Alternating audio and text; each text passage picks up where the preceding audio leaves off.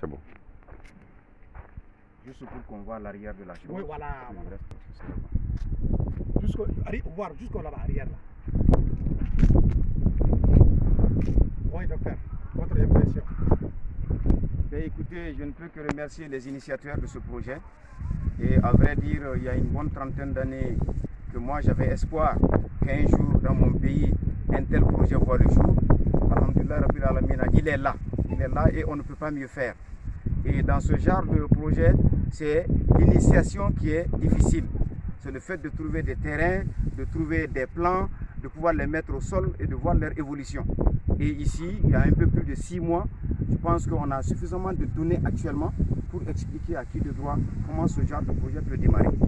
D'ores et déjà, je crois que pour un pays comme le Mali, qui a plus de 40 millions de petits ruminants, on ne peut que, en tout cas, espérer que la moitié de ce cheptel soit un jour nourri à partir de plantes fourragères. Nous sommes au mois de mai.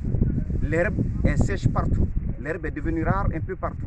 La plupart de nos ruminants ont des côtes qui sont déjà perceptibles dehors. Ça signifie que les animaux sont déjà, en tout cas, en souffrance, en sous-alimentation. Et la solution, elle est là. Et rien ne vaut que l'herbe verte.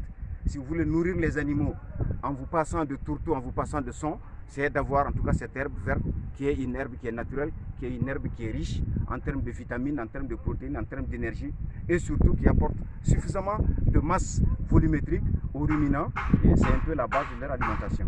Donc vraiment, en termes d'impression, si je puis m'exprimer ainsi, je suis très satisfait. C'était un rêve qui est en train de se réaliser. Je ne peux que exhorter l'ensemble des acteurs qui aiment ce pays, qui veulent que ce pays se développe, de se baser sur cette expérience qui est là, qui est une expérience réussie à dupliquer, tout simplement. Tous les pays se sont développés à partir de duplicata de ce qui a marché. Et cette fois-ci, ça a vraiment marché. Et je crois que vraiment on peut souhaiter ça aux gens. À nos autorités, les premières, y compris celles qui ont en charge le développement de l'élevage, je pense que venez voir, venez dupliquer. Si vous voulez créer 100 000 emplois, 200 000 emplois un jour, et que ce soit des emplois intérieurs utiles pour le développement national, pour le Mali Croix, c'est à partir de cette base-là. De Kida la caille, on élève, il n'y a pas de doute. De Kida la caille, les animaux ont besoin de manger.